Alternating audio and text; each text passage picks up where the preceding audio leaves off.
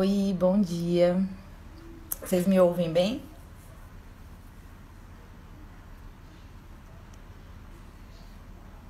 Bom dia a todos e a todas.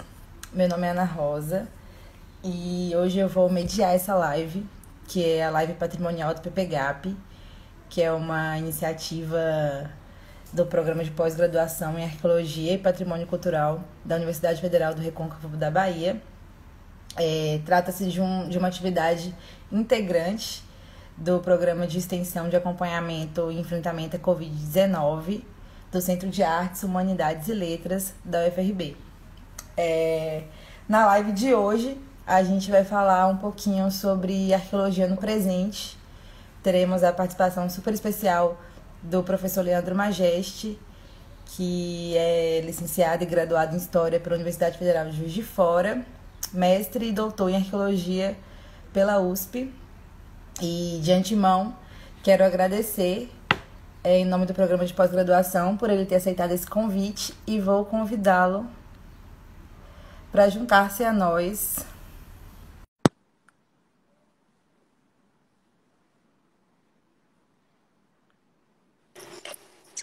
Oi, Leandro, tudo bem? Bom dia, tudo bem? Prazer Então, estar aqui com vocês. prazer é nosso. Mais uma vez, muito obrigada em nome do PPGAP por ter aceitado esse convite. É uma honra dividir esse espaço com você hoje para a gente falar sobre um assunto tão importante, tão em voga. De antemão, já vou soltar uma perguntinha. Queria saber qual é o ponto de partida que você usa hoje para falar de arqueologia no presente com a gente. Beleza. Né, primeiramente, mais uma vez, já fazendo coro a sua colocação aí no início da mesa, né, sobre a relevância desse evento e sobre essa possibilidade que a gente tem de estar em conexão, de continuar conversando, a despeito de todas as circunstâncias horrorosas que a gente tem atravessando durante esse ano. Então, assim, eu agradeço demais pela oportunidade de estar aqui, da gente poder ter esse espaço para conversar, né, e para trocar essas experiências, assim. Eu acho que é aquela coisa que dá um pouquinho, que abraça a gente, que aconchega a gente, a despeito de todos os problemas que a gente tá passando. E aí, para a gente começar essa conversa, eu acho que para eu responder qual é o ponto de partida da onde que eu tô, né, saindo, para eu pensar nessa arqueologia no presente, eu acho que é importante eu situar aqui alguns aspectos da minha própria trajetória e como que eu acabei parando, né, nesse tipo de discussão, enfim, né, o que me estimulou em relação a isso. Eu sou um cara que, né, como você falou aí na questão da minha formação e tal, né, eu vim da história, depois eu fiz arqueologia e numa arqueologia muito voltada para análise de vestígio material. Eu trabalhei com cerâmica no meu mestrado e doutorado, pensando em grandes escalas de tempo e como que esses processos tecnológicos variavam ao longo do tempo, assim, né? E tudo mudou quando eu entrei na Univasf. Eu passei no concurso da Univasf para lecionar a disciplina de patrimônio, então conhecia aquelas discussões por cima de patrimônio, mas a partir do momento que eu entrei na Univasf, eu acho que eu me aprofundei mais nas discussões sobre patrimônio e eu comecei a ser confrontado nessas aulas quase a todo momento pelos estudantes ali que, enquanto eu vinha com um conceitinho acabado de patrimônio ou de processo de patrimonialização, né, e vinha com discussões referentes a tombamento e à própria legislação de preservação patrimonial, eu era confrontado por esses estudantes em relação a determinadas expectativas e desejos sobre a arqueologia que muitas vezes não estavam sendo contempladas na minha discussão, né? Obviamente, eu reconheço que boa parte dessas provocações parte do contexto específico do qual eu estou falando. Né, eu estou lecionando, eu estou dando aula em São Raimundo Nonato, né, a capital da arqueologia no Piauí, como é comumente aí divulgado nas campanhas de marketing do Estado. Né, e eu estou falando de estudantes que têm uma relação com a arqueologia que é intermediada pela presença das arqueólogas, dos arqueólogos e dessas instituições que lidam com a arqueologia no cotidiano, né? São esses referenciais, muitas vezes, de modelo, de profissão, que são construídos nessa realidade. Então, a maioria desses questionamentos era em relação a esses aspectos mais cotidianos, mais práticos. Quais as dimensões da arqueologia que tinham algum tipo de interface e conectividade com as coisas que essa galera estava passando ali, né? Os desejos que eles estavam colocando em relação à própria arqueologia. E aí, nesse momento, eu comecei a participar, né, como colaborador de um projeto de extensão na comunidade de São Vitor, né, junto com a professora Nívia Paula, que talvez seja uma das minhas principais referências e influências para pensar num aspecto mais público e cotidiano da arqueologia, né? E esse projeto de extensão que a gente desenvolveu, né, ele acabou mobilizando muita atenção ali entre os próprios estudantes, assim. Né? Ele começou a acontecer por volta de 2013, foi até o ano de 2015. Ele se encerra num momento realmente de carência de recursos, de inviabilidade de continuidade das ações de pesquisa, mas ele acendeu essa chama, assim, porque tinha determinadas situações que a gente conseguia encher um ônibus de estudantes, 25, 27 estudantes, sem bolsa, não envolvido diretamente com aquela atividade por conta da disciplina e que ia por livre e espontânea vontade para construir essas ações e para construir essas atividades. Então, nessa conjuntura, as provocações que já me provocavam ali logo de cara em relação ao papel da arqueologia, em relação a como que essa arqueologia pode dar conta de algumas demandas que aparecem no presente, ela começou a se intensificar. Né, na medida em que esses estudantes vinham com poxa, né, esse trabalho legal que está acontecendo, tem uma outra comunidade onde um trabalho parecido pode ser desenvolvido nesse sentido. Né? E foi aí, nessa conjuntura, que eu realmente mergulhei nessas reflexões sobre a arqueologia no presente, pautado especificamente numa realidade local, que é o município de São Brás do Piauí. Né, eu comecei a lecionar as disciplinas de preservação para estudantes desse município, né, que estavam buscando uma formação especializada em arqueologia, que estavam ali, né, entrando nas suas graduações e que sentiam necessidade de um desenvolvimento de um projeto de pesquisa arqueológica que desse conta das questões que o próprio patrimônio arqueológico suscitava naquela realidade. Né? São Brás do Piauí é um município que fica situado aqui quase do lado de São Raimundo Nonato. Está, né? Portanto, situado dentro do contexto aí de atuação, de influência do Parque Nacional Serra da Capivara. Está situado num local denominado ali de corredor ecológico. E é uma cidade que se caracteriza pela abundância de materiais arqueológicos que aparecem nessas paisagens dinâmicas do presente. Colocando de uma outra forma, existe uma densidade tão grande de materiais arqueológicos que aparecem, por exemplo, quando vai se construir uma rua, abrir uma cisterna, fazer alguma reforma na casa. E geralmente esse material arqueológico que aparece são urnas funerárias, algumas com enterramentos ali completamente estruturados, com presença de ossos, né, e que adentram, né, que emergem ali dentro dos espaços íntimos e privados dessas pessoas. E de modo que os estudantes de São Brás, quando eles começaram a levar e a publicizar essas demandas, né, eram demandas que não se restringiam somente a uma necessidade de refletir como que a arqueologia opera para recuperar informações do passado. Eram demandas que exigiam também a necessidade de pensar como que a arqueologia se apresenta no presente. Né, porque é um material que aparece, é um material que, em muitos casos, vai ser doado, mas nem sempre ele vai ser doado. Né, e são coisas, eram provocações que chamavam a atenção para a necessidade da gente entender como que essa arqueologia se configurava no presente e pensar nessa configuração que acontece fora da universidade e sem o olhar autorizado do pesquisador. Né? Existem processos que estão para fora da nossa alçada ou longe do nosso domínio e que muitas vezes são desconhecidos, assim. E a consequência disso é a gente gerar referenciais ou até mesmo políticas públicas que são completamente incoerentes com algumas das expectativas que são colocadas pelas próprias comunidades.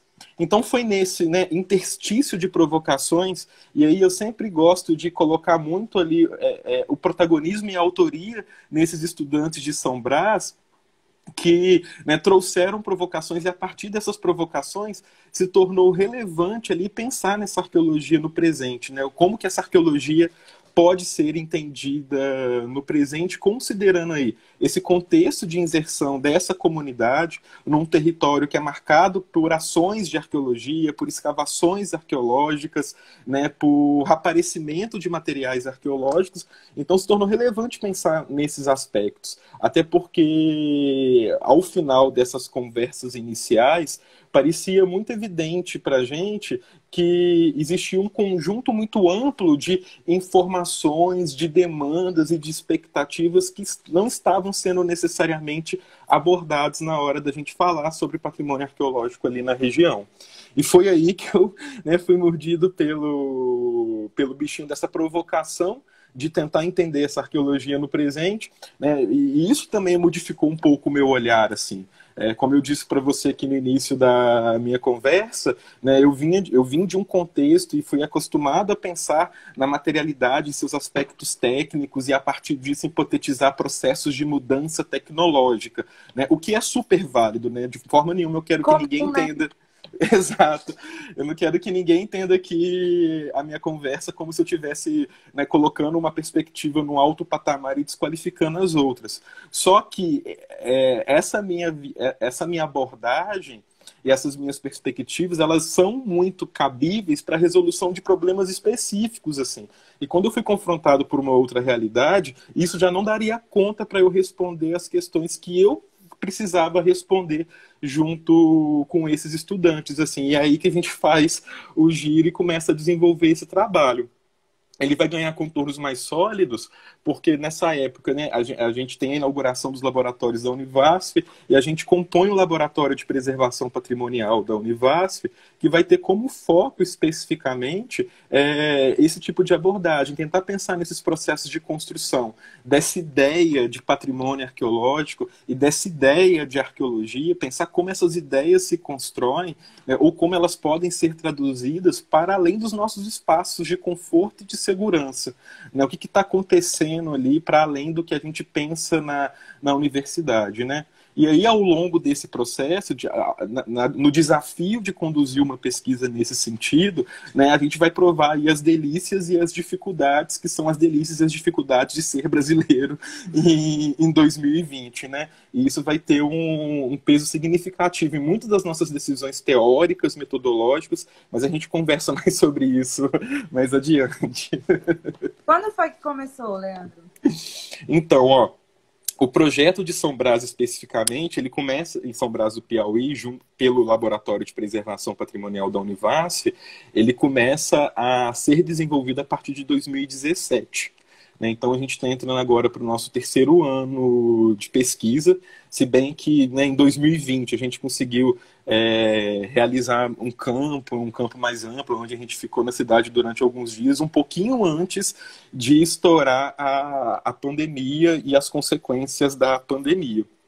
E é até bom você perguntar isso, porque é até um dos desafios que a gente tem pensado agora na continuidade, né? Porque pensar arqueologia no presente, atualmente, é pensar arqueologia inserida no mundo pandêmico, né? Onde o Covid-19 está aí, tipo, articulando e agindo sobre as nossas ações. Então, é um dos desafios aí para o futuro a gente pensar como que a gente pode relacionar e entender a arqueologia nesse contexto. Porque, ao contrário do que a gente costuma imaginar, a arqueologia ela é invocada também nesses contextos, né? Esses contextos geram determinados tipos de repercussão, geram novas formas de trabalho com a memória e com a própria materialidade.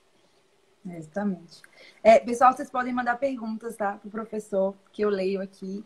E aproveitando esse gancho, falando tanto dessa questão da pandemia, de como mudaram os rumos mesmo da pesquisa, da academia, o que significa falar de uma arqueologia no presente, né? Quais são os termos dessa expressão? Uhum. Olha, falar de uma arqueologia no presente significa uma abertura no próprio conceito de arqueologia. Né? Significa, de uma certa maneira, redimensionar o que a gente está entendendo por arqueologia. Quando eu digo isso, é porque eu paro para pensar que nessas perspectivas mais tradicionais, na hora da gente pensar a arqueologia quase sempre é definida como o estudo dos vestígios materiais produzidos no passado, e a partir desses estudos de vestígios materiais produzidos no passado, a gente vai ter uma compreensão melhor de como essas sociedades viviam. Né? Eu não acho que essa definição seja errada, mas eu penso que talvez seja uma definição insuficiente frente às demandas para a qual a arqueologia vem sendo solicitada na contemporaneidade. Né? Por mais que seja uma disciplina que se propõe em alguns momentos, né, elucidar alguns processos situados dentro dessa ideia de passado, ela é também uma disciplina que se constrói no presente, que atua no presente, que está sujeita às pressões que acontecem nesse presente, e justamente por isso pensar nesse presente se torna tão relevante. E pensar nesse presente pressupõe uma mudança de perspectiva no que a gente está entendendo por arqueologia. Nesse caso, eu parto de uma provocação, eu tenho partido de provocações inspiradas em boa medida nos trabalhos da Mariana Cabral e da Márcia Bezerra, que são arqueólogas que têm reposicionado, né, esse entendimento da arqueologia em relação às suas conexões com a sociedade, principalmente conexões com o presente. A Mariana Cabral, ela tem uma definição de arqueologia que eu acho que se encaixa muito, né? E diz muito em relação a esse desafio de redimensionar a nossa disciplina. Que ela vai entender a arqueologia como esse desafio, esse trabalho de elaborar narrativas que conectam materiais e diferentes temporalidades. Eu gosto muito dessa ideia, né, da arqueologia como uma forma de trabalho que vai realizar essa interface, essa conexão entre diferentes formas de experimentar, representar, simbolizar o tempo e essa materialidade que muitas vezes aparece como a catalisadora desses processos temporais. Pensar numa arqueologia enquanto uma disciplina tão sensível, enquanto uma disciplina... Pode falar.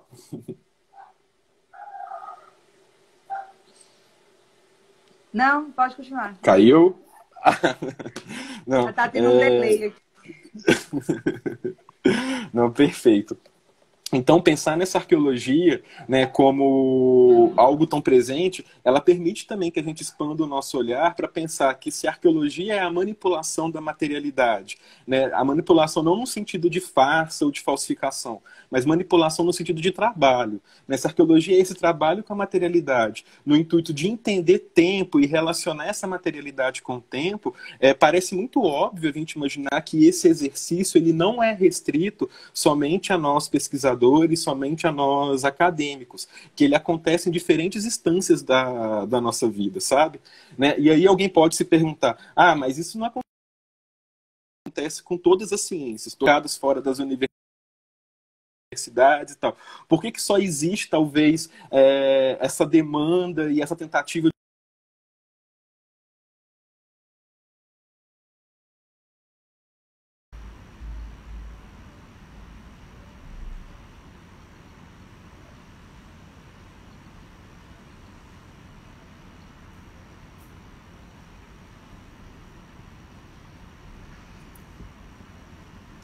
Vamos retomando aqui, pessoal.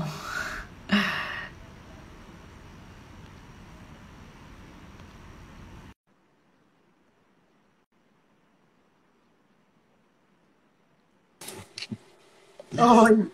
Estamos sendo sabotados pela internet. Uma dessas questões é justamente a gente lidar com a internet. Mas acontece. Não, assim, antes a gente ficava, né, desesperado. Ai, meu Deus, a conexão caiu. Mas hoje faz parte do processo. É o tempo para o povo tomar uma água, né, respirar. Exatamente.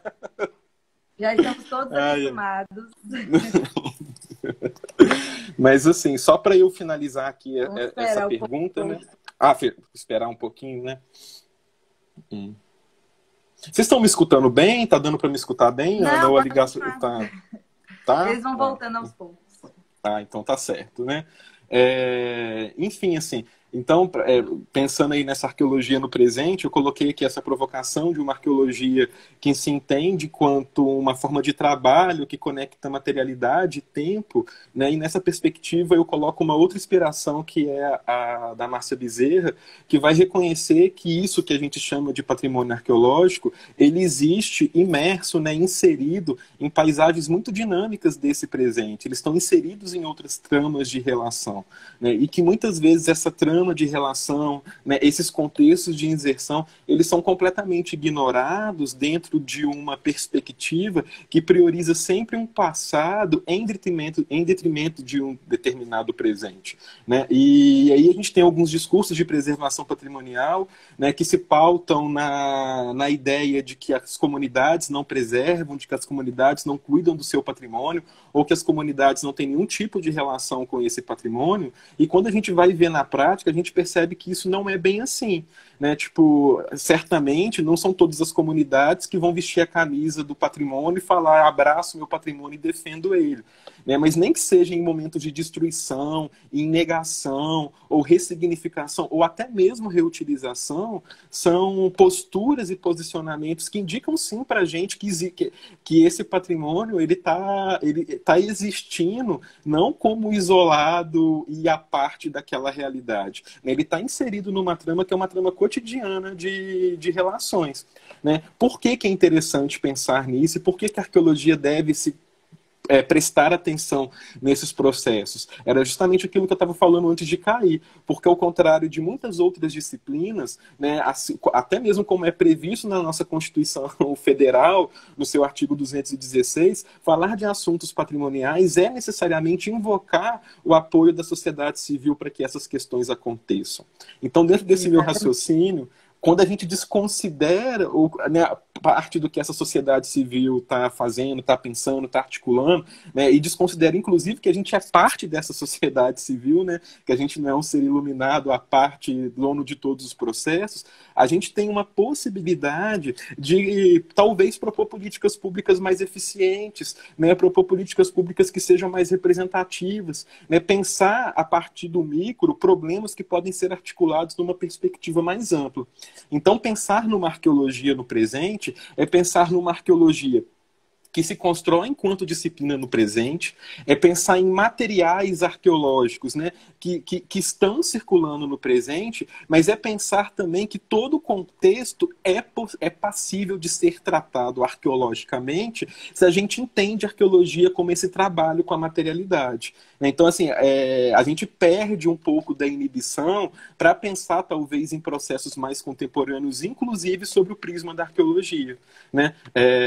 Eu acho que o mundo que a gente está vivendo, como eu disse, boa parte das minhas percepções e perspectivas são percepções e perspectivas que foram também sendo reformuladas, tanto no contato com os participantes do projeto, mas também por conta do contexto que a gente está vivendo, né? Hoje a gente tem, por exemplo, a pandemia, e quantos arqueólogos a gente já viu falando e mostrando as possibilidades de pensar num contexto contemporâneo, né, e de fazer uma abordagem arqueológica desse contexto contemporâneo, por assim dizer, sabe? E é basicamente, né, essa dimensão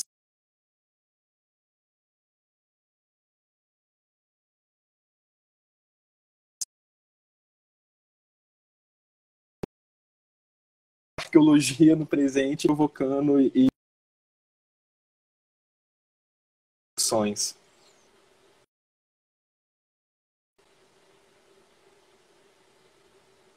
Será que caímos de novo?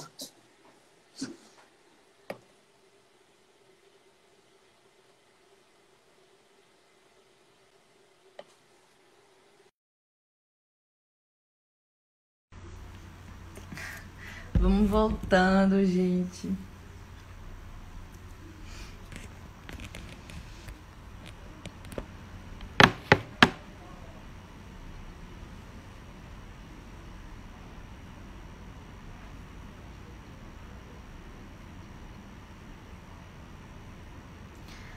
Gente, vamos voltando.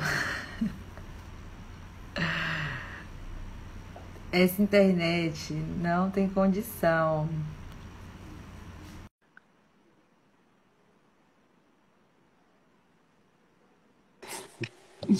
Não desistam de nós. Não, não desistam. Eu estava bem lendo os comentários aqui na hora, o pessoal falando que essa discussão de arqueologia no presente enche os olhos. Ah, isso. Mas eu acho que é o horário também, às vezes, né? O Instagram, né, tem dias que ele fica super complicado para conseguir operar direito. Mas a gente vai indo, né? Vamos insistindo. Não, eu estou aqui à disposição, gente. Os participantes aí só não desistam da gente, que enquanto cair, a gente continua subindo. Nós somos a resistência aqui.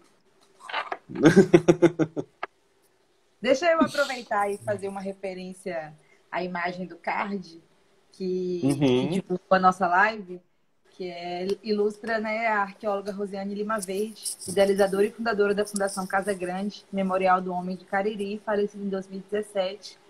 Refere-se a uma atividade de arqueologia social inclusiva com crianças da cidade de Nova Olinda, Ceará, que participam de um programa sistemático de imersão para autonomia na gestão cultural, a partir da educação pautada nas referências locais, no patrimônio cultural e na arte. Esta é uma singela homenagem ao reconhecimento do PPGAP, a figura de Rosiane e a importância da Fundação como patrimônio do Nordeste. Toma homenagem do PPGAP. E, Leandro, você pode continuar de onde você parou. E a gente tem muito para conversar ainda.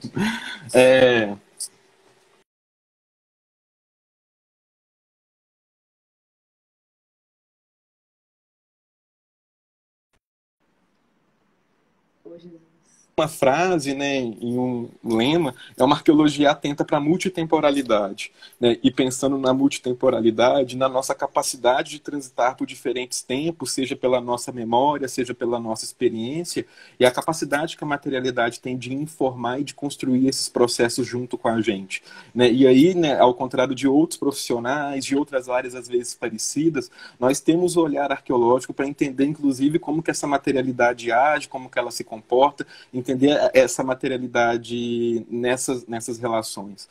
Então, a partir desse apanhado de referência e de posições que são, como é que eu posso dizer, construídas na prática, porque eu só estou defendendo essas posições, porque são posições que a prática, o trabalho junto com as comunidades e fora da universidade, né, tem mostrado que talvez seja uma postura mais interessante para a gente trabalhar com a arqueologia de uma maneira mais democrática, mas que não seja necessariamente acientífica ou anti-ciência. Não, sem dúvida. Eu acredito muito que essa boa relação, aliás, a relação entre arqueólogo e sociedade só tem a trazer benefícios nessa nossa logística, nessa junção entre a academia e a sociedade, né? E aí, nesse sentido, como que essa arqueologia pode ser, no presente, pode ser operacionalizada na prática, né? Que é o que você começou a falar um pouquinho. Então, eu acho que o primeiro passo para a gente pensar na arqueologia no presente, né, eu não quero que vocês entendam como um papo de coach de autoajuda, mas é realmente o primeiro movimento de olhar para si, né, e a partir e o que você está aqui. Por que eu digo olhar para si?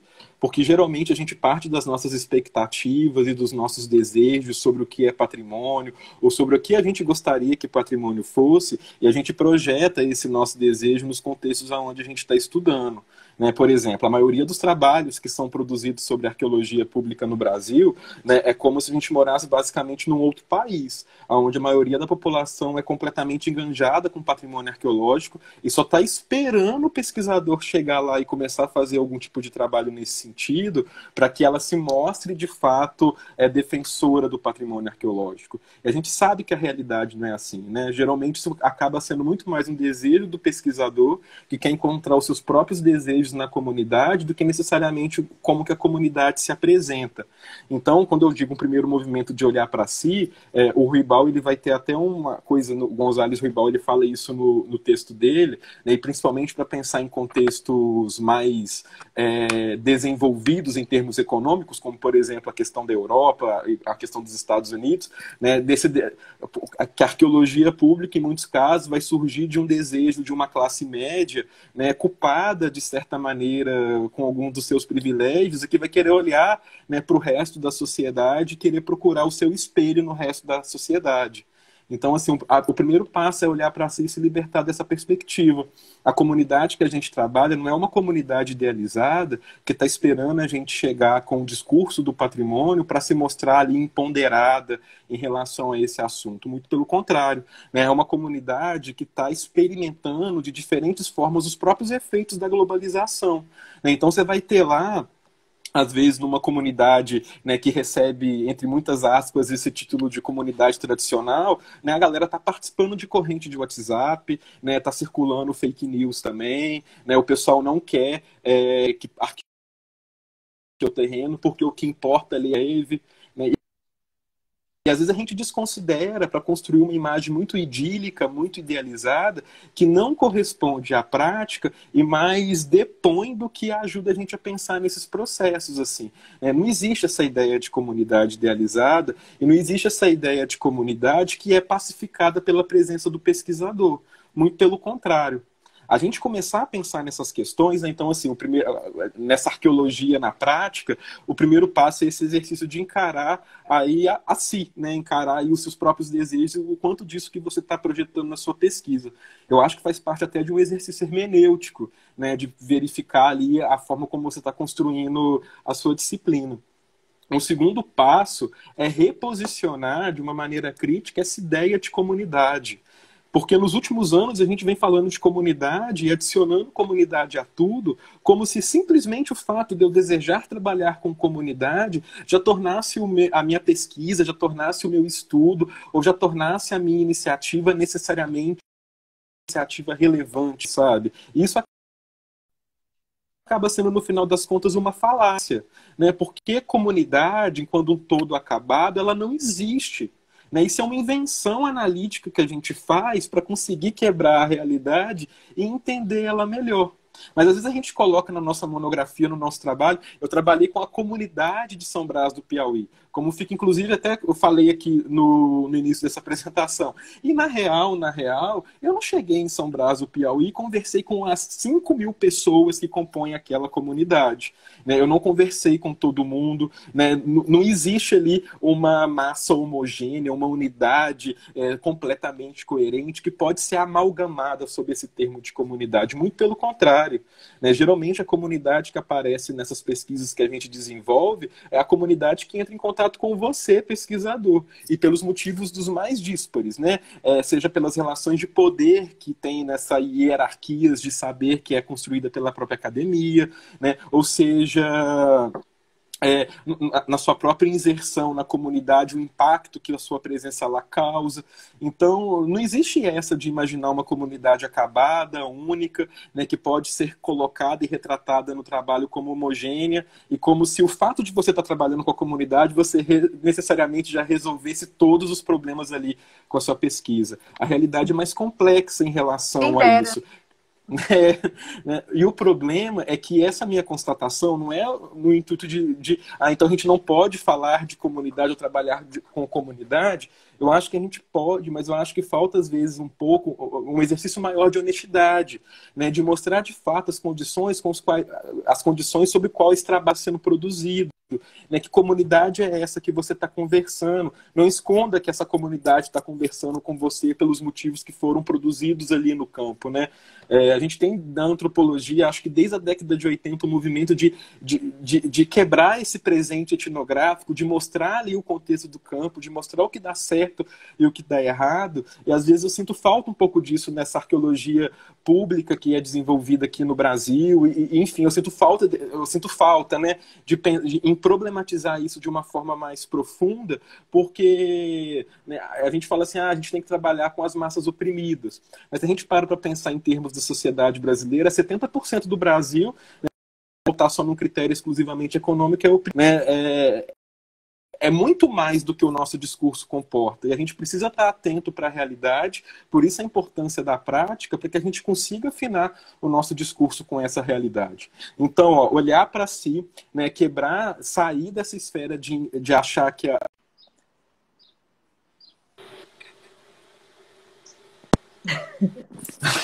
Eu não sei se é a minha internet, Ana, mas tá, não sei. Mas Eu acho que pode geralmente ser a minha também. nós estamos nos interiores, né? Então, assim, geralmente a É, internet aqui onde que eu tô não é boa. Tem isso também que nossa, atrapalha. aqui também não tá nada. Nós vamos entrar para o mundo tá voltando.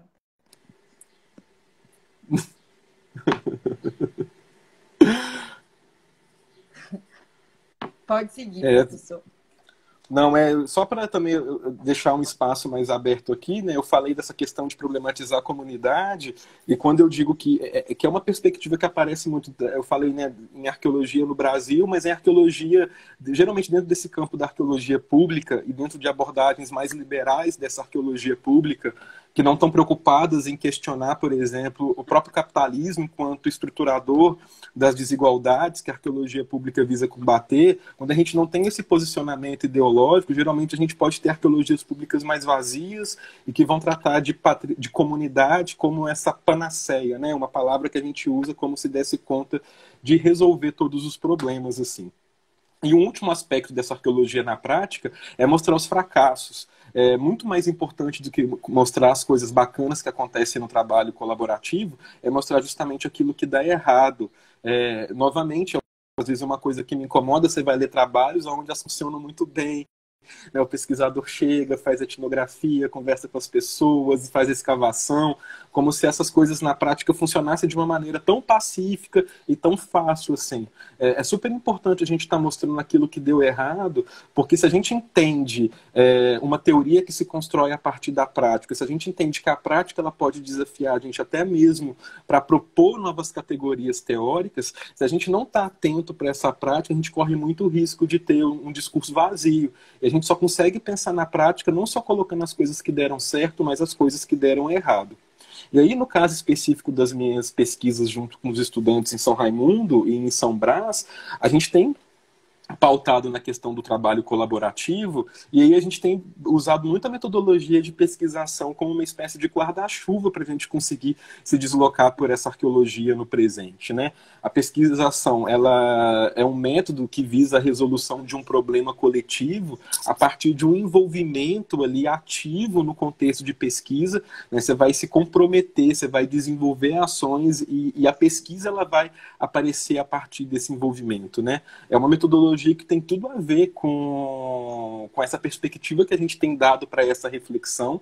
É uma metodologia que é ressignificada em contexto latino-americano, né? A pesquisação é basicamente fundamentadora, quer dizer, ela é fundamentada no pensamento do Paulo Freire, no pensamento de uma educação transformadora, no pensamento de uma possibilidade de uma comunicação intercultural, né, que não perpasse necessariamente pelo esvaziamento ali da conversa.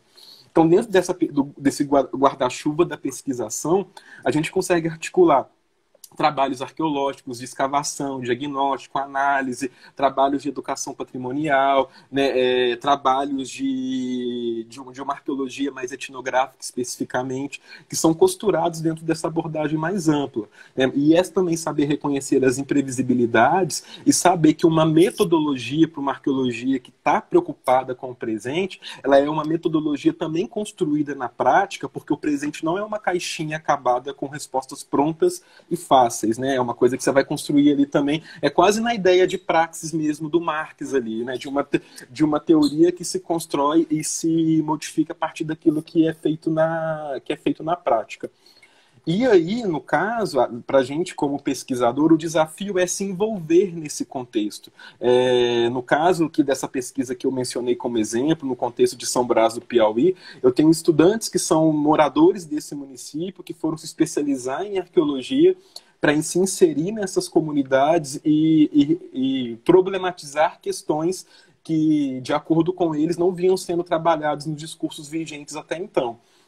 Eu não sou dessa comunidade, não faço parte dessa história, né? Mas eu também não optei por adotar um posicionamento de um observador participante que está ali acompanhando esses processos, né? A gente precisa se envolver também ali de alguma maneira, de tomar partido ali, né? De explicitar as nossas escolhas e explicitar que são escolhas orientadas afetivamente e politicamente. eu coloco essas questões, eu não quero que isso seja entendido como, por exemplo, uma falta de rigor ou uma falta de método, muito pelo contrário, né? É simplesmente deixar explícito por onde que as suas reflexões estão sendo conduzidas. Perfeito, professor. Eu falo muito, Ana, já estou vendo a hora que eu tenho que dar uma segurada. Não, que é isso, tá incrível, uma verdadeira aula, sem dúvida. A quarentena deixa a gente empolgado para falar, qualquer oportunidade é oportunidade de falar. E pra gente, qualquer oportunidade de te ouvir já vale a pena Opa! também.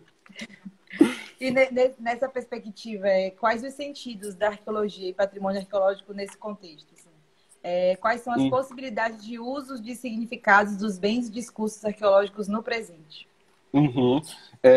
Eu posso dar aqui para pensar nessa questão algumas impressões e algumas reflexões que a gente vem estabelecendo a partir do próprio contexto de São Brás do Piauí, né? O primeiro passo aqui nessa resposta é tentar defender essa ideia de que quando a gente sai, né, desse universo de controle das nossas percepções né, e de sistematização, que é o contexto da universidade, e vai experimentar essas coisas em outras realidades, o plural ele fica muito mais evidente para falar de arqueologias e para falar de patrimônios, assim. Com isso, eu não quero dizer que são perspectivas completamente incompatíveis ou são perspectivas que não podem ser negociadas, mas eu acho que é importante frisar esse plural na hora da gente sair dessa nossa zona de conforto, assim. E isso fica muito evidente, por exemplo, no caso de São Brás do Piauí, quando a gente realiza o exercício de seguir esses materiais no presente e tentar perceber em que contextos esses materiais eles se inserem. Como eu disse na outra pergunta, São Brás do Piauí é esse sítio a céu aberto onde o material arqueológico ele prolifera, né? E no cotidiano, esse material ele é tratado de maneiras diferenciadas pela população, né? E aí pela população que a gente conversou e uma população que está também sendo organizada e agindo a partir de diferentes interesses. Então, só para fazer aqui um panorama rápido sobre esse assunto, a gente tem as urnas funerárias e as machadinhas líticas inteiras, que às vezes aparecem, né, nesses trabalhos de intervenção no solo, né? São materiais que imediatamente eles podem ser doados para as instituições científicas que são fixadas ali na região, né? Ou no caso das urnas funerárias, elas podem ser destruídas, elas podem ser ignoradas, elas podem ser descartadas junto com o entulho da construção por uma diversidade de motivos, né?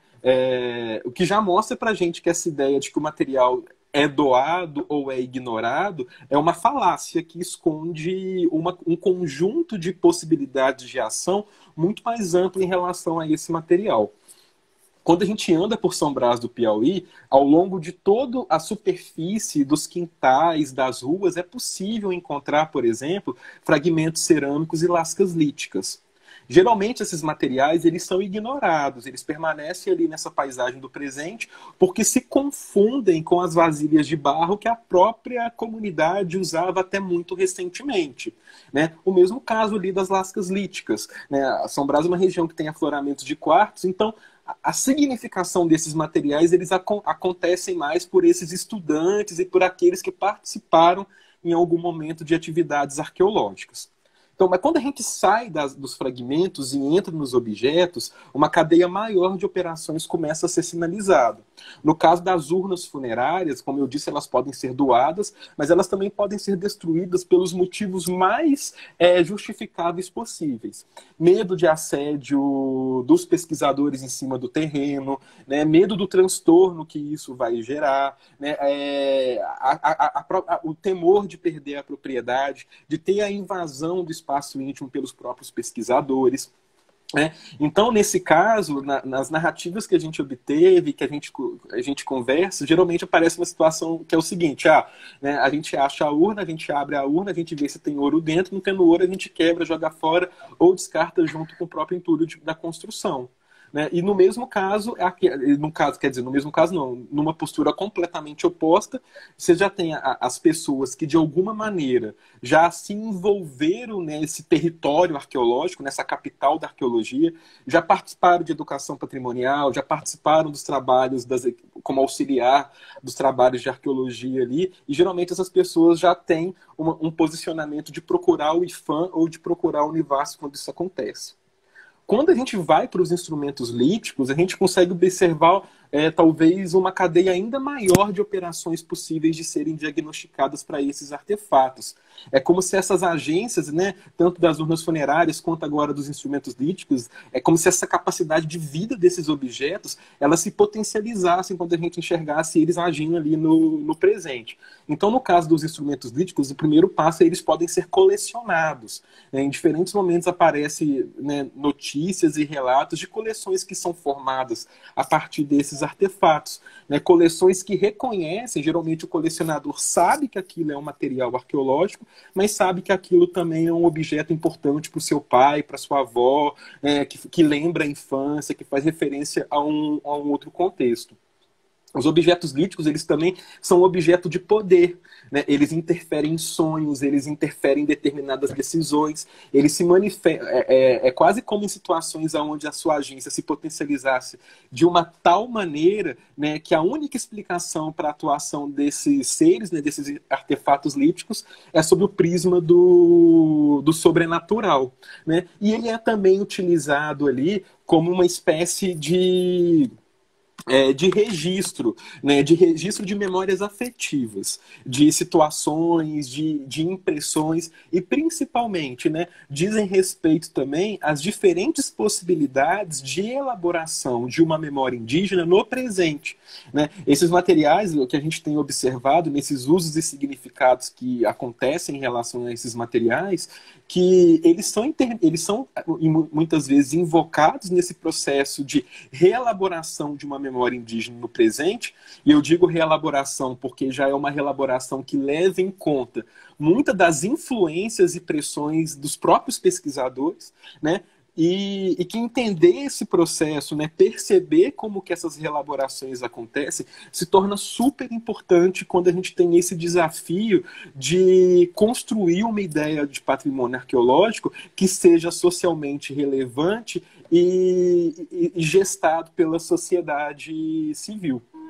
De uma maneira geral, né, só para finalizar, e eu vi que eu já estou quase chegando no meu horário aqui, né, o que esses contextos têm revelado para a gente, quando a gente vai para o presente, é que a gente só consegue pensar numa lógica binária, e a gente percebe isso nesse tipo de exercício. Né? A gente tem que pensar num material que é do passado ou do presente. Um material só pode ser uma coisa ou outra, só uma explicação pode ser verdadeira e a outra tem que ser necessariamente falsa. Né? Na realidade, principalmente a partir desses dados que a gente tem gerado, tem levantado, né, essa lógica binária ela é insuficiente para explicar as relações que são estabelecidas e as construções que envolvem essas outras arqueologias e esses outros patrimônios. Em diferentes momentos, por exemplo, as pessoas reconhecem, até mesmo por conta da pesquisa desenvolvida na região, que parte desses materiais são associadas a essa ideia de índio, né? Um índio que já se mistura no discurso com a ideia do caboclo. Mas isso é somente mais uma qualidade desses bens. É uma qualidade que não interfere, por exemplo, o fato do cidadão colecionar, porque além de ser um material indígena, é também uma coisa que faz referência ao seu pai, à sua mãe, à sua infância. E a gente começa a perceber essa lógica binária para outras situações. É o curisco, é um objeto sobrenatural que cai com raio, mas é também a machadinha indígena tal qual foi conversado e divulgado em algum momento, né? E essas posições que por vezes parecem conflitantes, elas atuam ali na dimensão do nosso encontro e permitem a construção de interpretações, não só de interpretações, mas de posicionamentos diversos em relação a esses bens patrimoniais, né? Eles podem ser descartados, ignorados, colecionados, manipulados, reinterpretados, né? Ou lados, assim. Tem uma cadeia muito ampla de operações. E para fechar nesses usos, um uso interessante dessas machadinhas foi que ao longo desse processo de seguir os materiais, de perceber os contextos pelos quais eles se apresentam, em diferentes momentos a gente chegava para conversar com as pessoas e a gente observava naquele ambiente uma machadinha indígena funcionando como aparador de porta, seja na cozinha ou seja no banheiro, né? E nos nossos assuntos era o material que estava ali compondo aquele cenário e que quase nunca era invocado. Nem a gente, nem os nossos colaboradores, ninguém falava sobre esse material, né? A gente ficou pensando e refletindo sobre esse assunto, né, e a conclusão que a gente chega é que é uma situação que mostra como que esses materiais continuam a atuar e às vezes de maneira ainda mais poderosa nesse presente. Porque o fato da gente não falar desses materiais não significa que eles não estão de maneira silenciosa compondo aquela moldura por onde as nossas conversas, as nossas relações estão se desenvolvendo, né? Longe de estar domesticado no presente, as coisas arqueológicas elas aparecem com potencial de ação, às vezes ainda mais amplificados, justamente por se esconder, às vezes, por trás de um silêncio. Ana, eu não sei se eu consegui falar tudo, eu estou tentando, não sei se eu fui coerente nas minhas observações, eu queria estar falando mais aqui. Fantástico, eu vou sair daqui hoje morrendo de vontade de conhecer São Brás.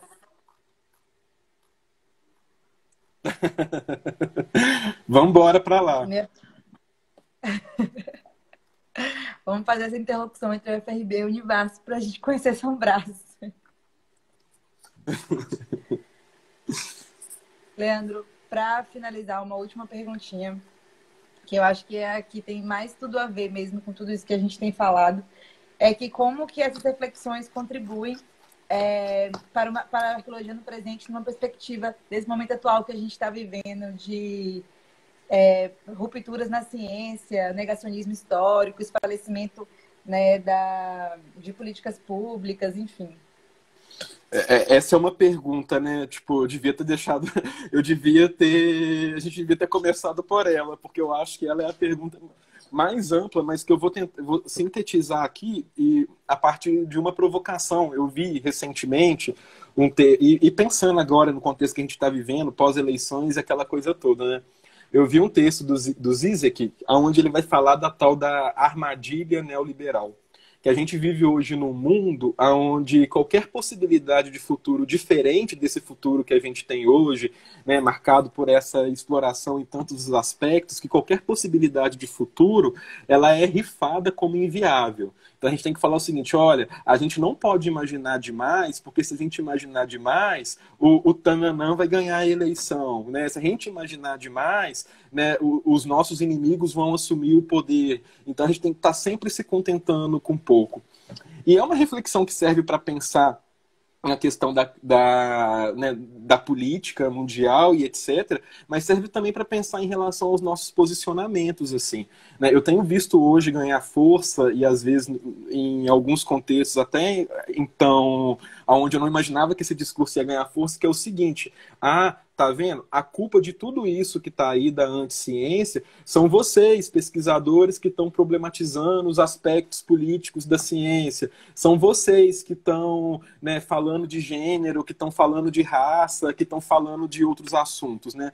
Então existe toda uma discussão hoje, até um movimento que eu vejo ganhando força, de querer responsabilizar qualquer discussão sobre a natureza da ciência como necessariamente anticientífica ou como responsável por tudo isso que está aí. Para mim, isso seguindo aqui, fazendo uma paráfrase com o texto do Zizek, somente uma armadilha, né? Uma armadilha para falar para a gente o seguinte: olha, vocês que estão refletindo demais sobre esses aspectos da ciência, vão devagar, porque se vocês refletirem muito, né, os inimigos vão tomar o poder, né?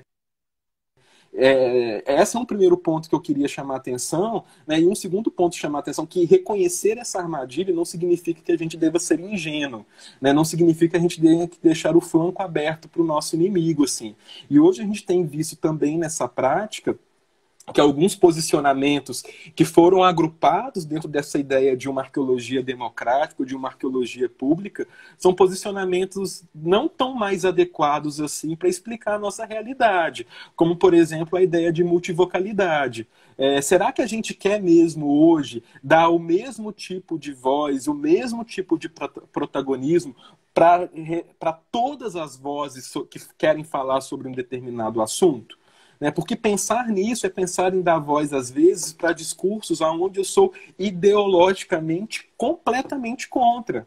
Né? E é ter esse cuidado que a multivocalidade, ela vem, na minha opinião, ela é uma dessas armadilhas neoliberais. Ela vem de uma possibilidade de acordo, uma possibilidade de diálogo que esconde as contradições, que esconde os conflitos. É como se todo mundo pudesse falar alguma coisa, e nesse todo mundo pudesse falar alguma coisa, a gente não está questionando porque umas pessoas podem falar mais, outras podem falar menos, e a gente não está questionando que algumas coisas que são faladas não precisavam nem ser ditas, né? Que são coisas que não precisavam ter nenhum tipo de visibilidade.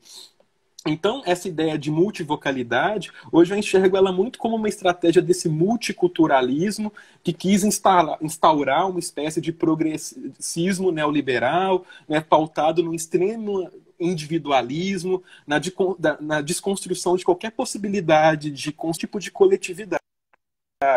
Então, assim, eu rechaço aqui a multivocalidade, né, e eu acho que a gente está falando de um contexto onde é muito mais apropriado falar de intersubjetividade ou interculturalidade, falar nessa possibilidade de diálogo que já vem sendo sinalizada há tanto tempo por pesquisadores latino-americanos.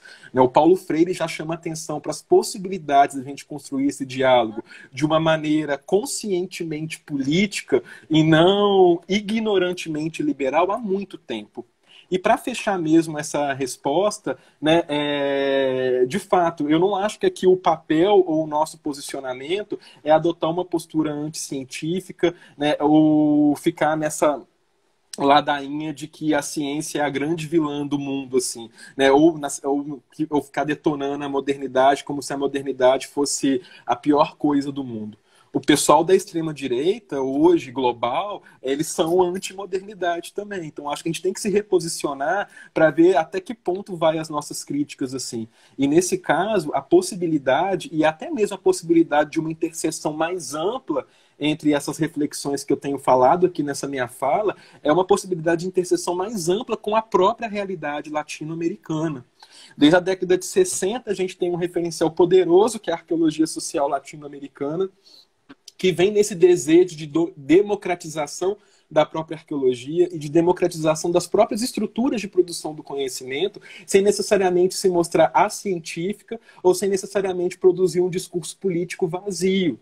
Né? A gente não quer aqui, né, jogar a ciência na lata do lixo, né, ou jogar qualquer tipo de processo de investigação na lata do lixo, mas é talvez abrir o flanco para pensar em quais são as repercussões desses processos, quais são os efeitos que esses processos podem gerar.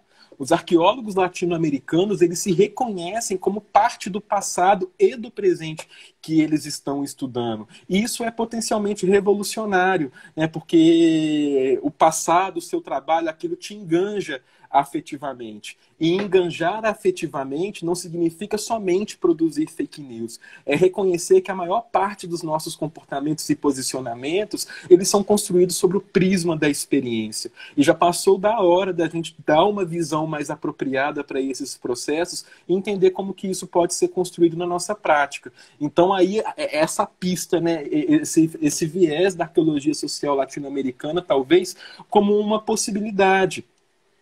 Como uma possibilidade justamente de pensar nesses aspectos. E aqui, Ana, para finalizar, boa parte do que eu estou falando aqui e tal é fruto do contexto da onde eu vim, ou seja, eu estou falando de São Raimundo Nonato, estou falando da Univasf, né?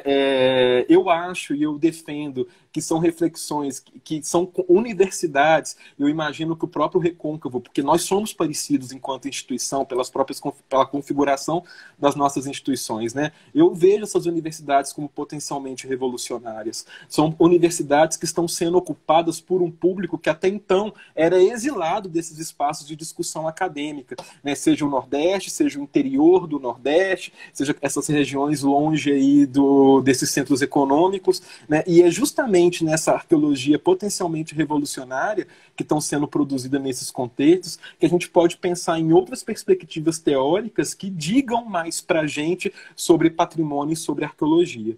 Isso não é fazer apologia para a destruição, falar então, se todo mundo pensa arqueologia de um jeito, então tá tudo. Não. Né? É justamente o contrário. É mostrar que a gente só vai conseguir falar de preservação quando a gente levar em consideração a complexidade desses processos onde a cultura material arqueológica está inserida. Assim. Eu acho que esse é o primeiro passo aqui da conversa. Fantástico, professor. Muito obrigada. Essa pergunta a gente podia realmente passar aqui o dia inteiro falando. Tomara que a gente tenha logo uma outra oportunidade de bater um papo. Em nome do PPGAP, eu gostaria de agradecer mais uma vez muito por ter aceitado o convite, por ter dado essa aula para a gente hoje. Eu que agradeço, gente. Espero que tenha sido compreensível. A internet tentou tombar a gente, mas deu tudo certo. Resistimos. A resistência começa aqui. Exatamente. Lembrando a todos eu que agradeço demais. Tem um canal no YouTube, então vão lá, se inscrevam. Não, assim, eu ia falar que eu agradeço demais. Foi ótimo. E todas as terças, a gente que agradece. Todas as terças, gente, aqui no Instagram, temos lives às 10 da manhã. Então, fiquem ligados. Leandro, muito, muito obrigada. E tomara que a gente se esbarre em breve por aí. Com certeza. E um último aviso, gente. Assim, para quem está interessado aí e tal, o mestrado da Univas está com inscrições abertas. Então, fiquem à vontade para tentar também a inscrição de vocês. Aproveitar para fazer um merchan, né, nos últimos segundos. Que ótimo. Obrigada, gente. Obrigada a todos. Até breve. Até mais.